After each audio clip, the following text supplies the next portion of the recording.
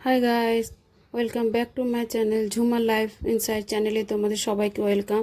আর আমি সকাল সকাল এখন কাজেই লেগে গেছি। অনেক বেলা হয়ে যাচ্ছিল বলে আর বেশিক্ষণ আড্ডা দিইনি। তো তাছাড়া সকালে না চায়ের কাপের সাথে তোমাদের দাদাভাইয়ের সাথে আমি কিছুক্ষণ আড্ডা দিই। সেই আড্ডাটা আমাদের যতক্ষণ চলে ততক্ষণ আমরা তর্কাতর্কিতে একটা ঝামেলা মানে নিজেদের মধ্যে কথা কাটাকাটি না শুরু হয় ততক্ষণ বসে থাকি। তারপর যখন দুজনের মধ্যে ঝগড়া হয়ে গেলো, যে যার দুদিকে বেরিয়ে নিজের কাজে বসে যায়।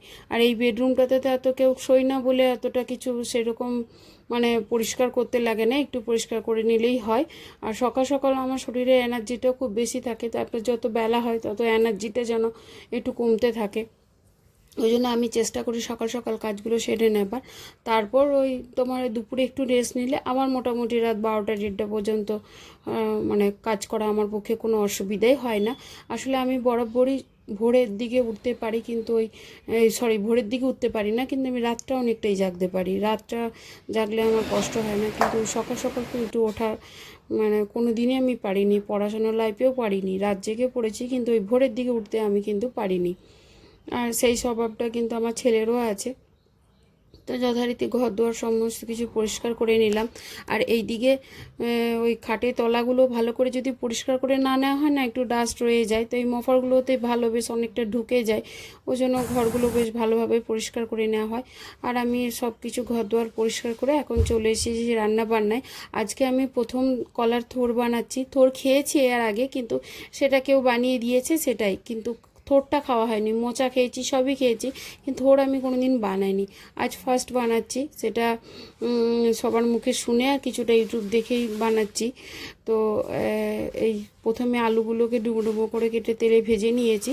এবার ওই তেলে একটু জিরে, পেঁয়াজ, আদা, রসুন বাটা এই পেস্টটা দিয়ে একটু ভালো করে কষে তার মধ্যে নুন হলুদ দিয়ে মিষ্টি দিয়ে কষার পর ওই আগে থেকেই যে থোড়টা নুন হলুদ দিয়ে সেদ্ধ করে রেখেছিলাম সেটা দিয়ে নেড়ে চেড়ে ওটা করে বানিয়ে নিয়েছিলাম।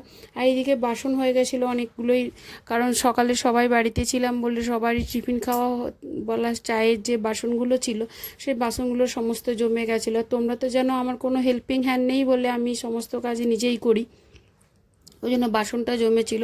তো রান্না হতে হতে আমি কিছু বাসনগুলো আস্তে আস্তে সব ধুয়ে নেওয়ার চেষ্টা করি, কারণ তাহলে কি সব দুদিকটা একই রকম হয়ে যায়।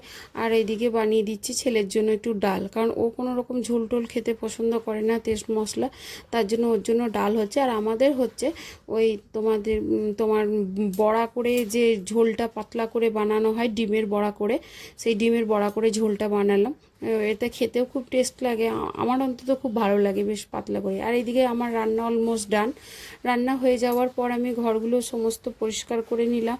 আর আমি এই আমার সমস্ত রান্না হওয়ার পর যে রান্নাঘরটা পরিষ্কার করার জন্য আমি ওই হ্যান্ড ওয়াশগুলো ইউজ করি, কারণ এতে আমি কোনো রকম ডিটারজেন্ট ইউজ করি না। ডিটারজেন্টে প্রচুর ক্ষার থাকে, ক্ষারে কী হবে জিনিসগুলোর যে গ্লেজটা সেই গ্লেজটা আস্তে আস্তে খেয়ে নেবে। আর হ্যান্ড ওয়াশের ক্ষারটা অনেকটাই কম থাকে বলে আমি হ্যান্ড ওয়াশ বা কোনো লিকুইড যেগুলো হয় সেইগুলো দিয়েই বেশিরভাগ পরিষ্কার করার চেষ্টা করি। তাতে ক্ষারটা অনেক কম, তো তাতে জিনিসের কোয়ালিটিটা মেনটেন করা যায়, ওই জন্য আমি সবসময় এগুলো করি। আর রান্না বান্না হয়ে যাওয়ার পর আমার পুজোও দেওয়া হয়ে গেছে। তো ব্লগটা বেশি দেরি করে আর করলাম না, এটা ছোটোই করেছি। তাই তোমাদের সাথে আবার দেখা হবে নতুন একটা সুন্দর ভিডিও নিয়ে, সুন্দর একটা ব্লগে। আশা করি তোমাদের ভিডিওটা ভালো লেগে থাকবে। যারা যারা নতুন প্লিজ সাবস্ক্রাইব করে দিও, শেয়ার করো, আর এই বন্ধুটি উপকার করো। বাই।